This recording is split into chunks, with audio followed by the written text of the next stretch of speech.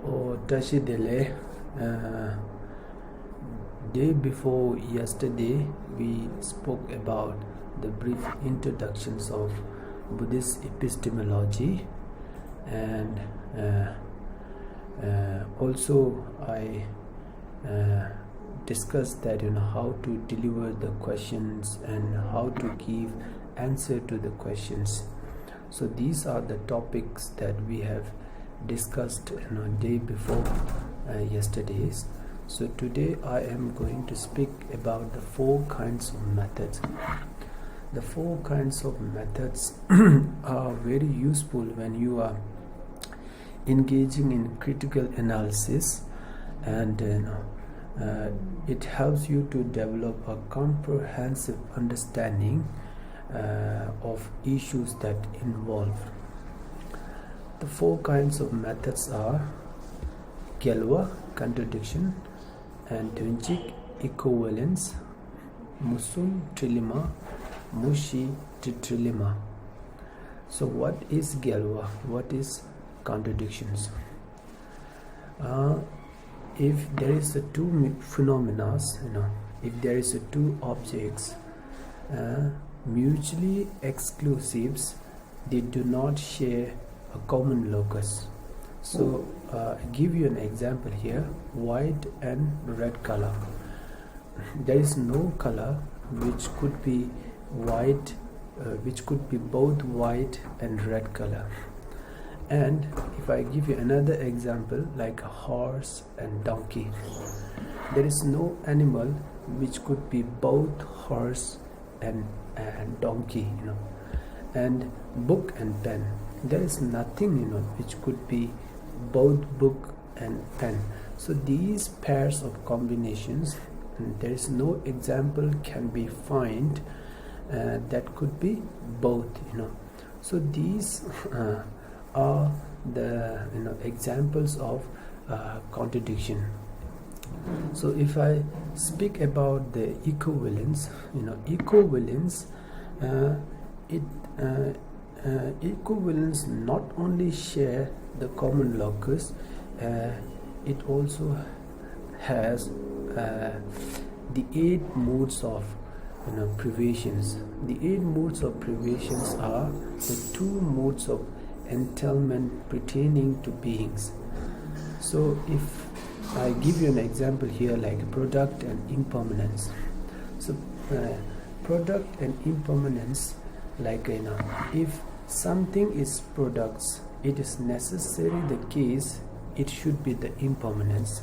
If something is impermanence, it is necessarily the case that it should be a products. So these are the 2 modes of entailment pertaining to beings. But there is another 8 modes of privations are 2 modes of entailment pertaining to not being. And it means that if something is not product, it is necessarily the case it is not impermanent. If something is not impermanent, and it is necessarily the case it is not product, it is not a product. And another 2 modes of privations are the 2 modes of entailment pertaining to existence. It means again here, if product does exist, it is necessarily the case that impermanent does exist. If impermanent does exist, then it is necessarily the case that a product does exist. And there is the last 2 modes of privations are the 2 modes of entailment pertaining to non-existence. So it means that again if product does not exist, then it is necessarily the case that impermanent does not exist. If impermanent does not exist, it is necessarily the case a product does not exist. So these are the 8 modes of privations, And Avalokiteshvara and Charisik, Cheresik is a Tibetan term. I have written this here in English, but it's a Tibetan term. But these two are same meaning. These two are the same meaning. So these two are equivalence, and it has a same. It has the 8 modes of privations. So when I speak about the Trilemma Musum and Tetralemma Mushi, Trilemma and Tetralemma has 3 or 4 possibilities. If I say, let's say that if there is an object of X and there is an object of Y, so there are 4 possibilities. First, there is some things, it is object X but not object Y. It is object X but not object Y. This is one possibility. And second possibility is that there is something which could be not object X but it is object Y. This is another possibility. That is the second possibility. And third possibility, there is something which could be both object X and object Y. This is the third possibility. And the fourth possibility is that there is something which could be neither the object X and nor the object Y. So these are the 4 possibilities. So 4 possibilities. Let me give you an example of the Tetralemmas. These two, I forgot to say that third possibility and fourth possibility is absolutely necessary, and first possibility and second possibility, these are the optional. If there is a 2 phenomena, if they do have all of these possibilities, these 4 possibilities, then it becomes a Tetralemma Mushi. And if there is a 2 phenomena, if they are missing one of them, first and second possibility, then it becomes Trilemma Musum, not a Tetralemma. So I give you an example of Tetralemma 4 possibilities. Like if I take an example of carpenter and Tibetan, there is a person who could be carpenter but not a Tibetan. Of course, it is a Indian carpenter. Indian carpenter is carpenter but not a Tibetan. So this is one possibility. And there could be a person who is a Tibetan but not a carpenter. Of course, Tibetan child. Tibetan child is Tibetan but not a carpenter. And there is a possibility that the persons who could be both carpenter and Tibetan. Tibetan carpenter. Tibetan carpenter is carpenter and Tibetan also. And there is a possibility a person who is neither carpenter and nor Tibetan. Chinese child, Chinese child is neither carpenter and nor Tibetan. So the Tibetan and carpenter has 4 possibilities. So Tibetan and carpenter becomes the Tetralemmas. If I give you an example of Trilemma, Trilemma is missing one possibility. As I mentioned above, that first and second possibility is optionals. If these 2 objects or these 2 phenomena misses one of them, then it is going to be a Trilemma Musum. So I give you an example here, the persons and Tibetan. So there is a possibility that somebody is person but not a Tibetan. Of course, Indians are persons but they are not a Tibetan. And there is no possibilities someone is Tibetan but not a person. So these possibility is missing here. It does not exist. And there is a possibility that someone is persons and someone is both persons and Tibetan. Of course, the Tibetan child is both person and Tibetan. And there is something that which is neither persons and nor Tibetan. So that is like a cell phone. This cell phone is neither person and nor Tibetan.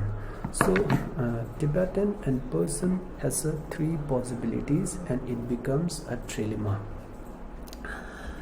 So these three methods of these four kinds of